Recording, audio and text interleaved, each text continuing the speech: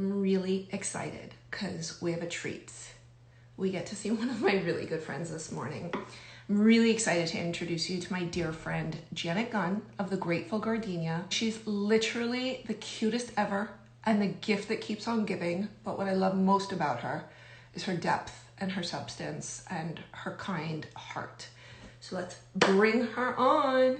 Hi. I love it. Happy Friday. Friday. And I feel like anyone who knows me sort of knows you. But for anybody who doesn't know you, can you tell us a little bit about yourself and your story and how Grateful Gardenia came to be? Okay. Well, first of all, I'm really happy to see you. Um, it's how did I start? Okay. Well, first of all, I have years of being an actress, so I did that for probably 17 years straight. I moved out here to LA in 91 from Texas, and I worked multiple jobs, but I was also a flight attendant at the time. I love that. When I was a flight attendant, I would be based in Arizona. I lived in an apartment in Santa Monica, and I would sometimes fly like for 15, 20 days straight. And then I would go to my acting class, and then that I got a manager and I got an agent, and I started going on auditions.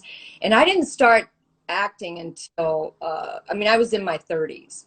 I grew up singing and dancing and did a lot of stage work in Texas, but I didn't start acting or learning about TV and all that until I was Right. here.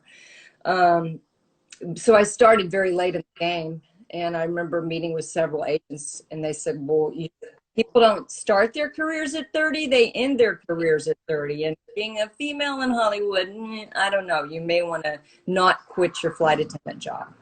In a year and a half after living here, I had my first TV series, and so that just I got really fortunate. Our dear girl Melissa just shouted out.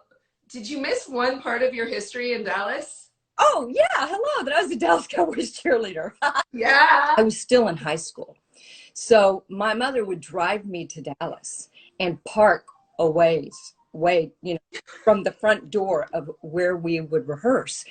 Now, we didn't start rehearsals until 6 o'clock at night.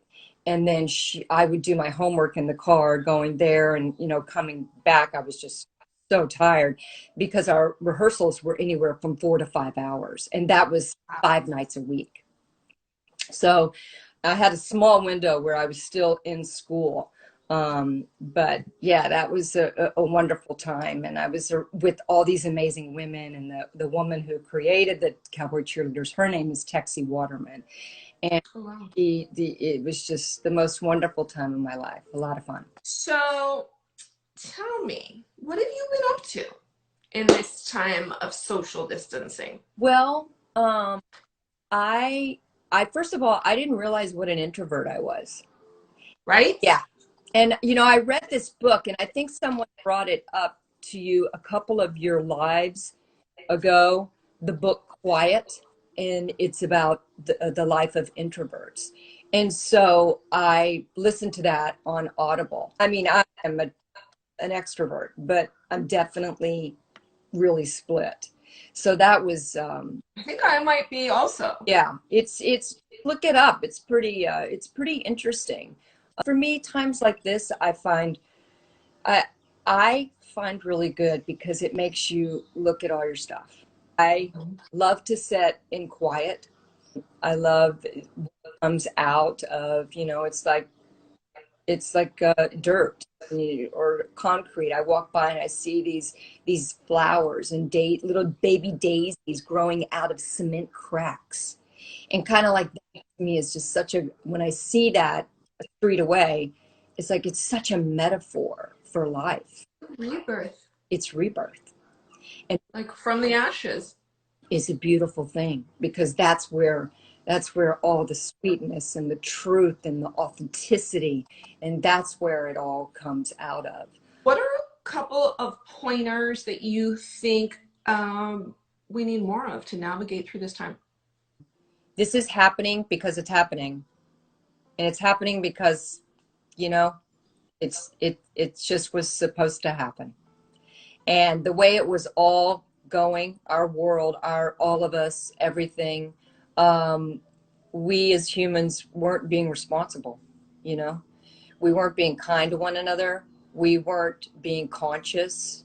And I this time has given, I feel like so many people an opportunity to really reflect and find a bigger reason, a bigger purpose, you know, a bigger passion.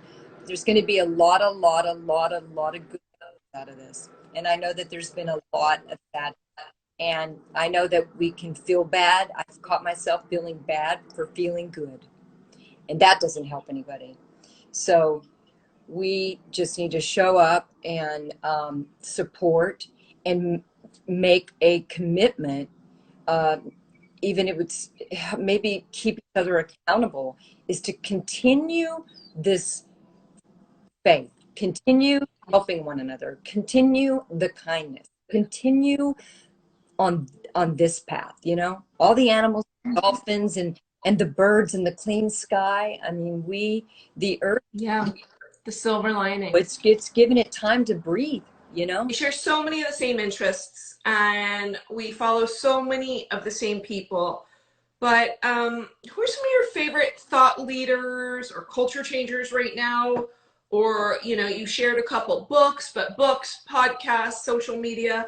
Give us some stuff for people to occupy themselves with. Well, the guy that David Sinclair, who wrote Lifespan, I really like him. I follow him on Instagram, and of course, reading his book, his YouTube channels. Tom Bilyeu, who has soup. He's great. Yeah, I just absolutely love his guests, so I really take a deep dive into that. Um, I, you know, but I'm a big fan of Bob Proctor's. He's always like, I don't know him. probably 83 years old. He was in The Secret. He's amazing. Marianne Williamson, I'll always, you know, she was, used to attend her back in the 90s. So I'm a big Marianne Williamson fan, always. Course in Miracles, always have been.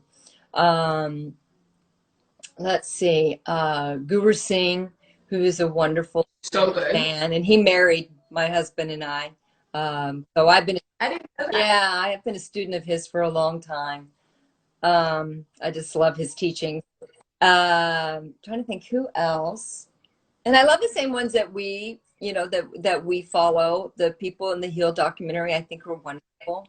As we go from this global pause and we reemerge into this new world, can you leave us with any words of wisdom or advice or hopes or any of that? Find your joy.